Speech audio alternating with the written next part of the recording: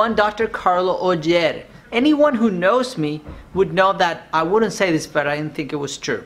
On nights that I'm working early the next day, if I'm going to bed and have a lot of things in my mind starts to wander, and the pressure of falling asleep makes me actually be unable to fall and remain asleep. So the other night I was tossing and turning in bed. I've been like an hour, I've not fallen asleep, and then I went ahead and took the rest more, 2 tablets. I took them and I said, okay, here goes nothing, and I lay down in bed, and I don't know how long it took, but it didn't take long at all. I didn't toss and turn, I just fell asleep. I thought, well, maybe I psyched myself up, maybe it was just something else. And the other night it happened again. Tossing and turning, I need to get up early to do something.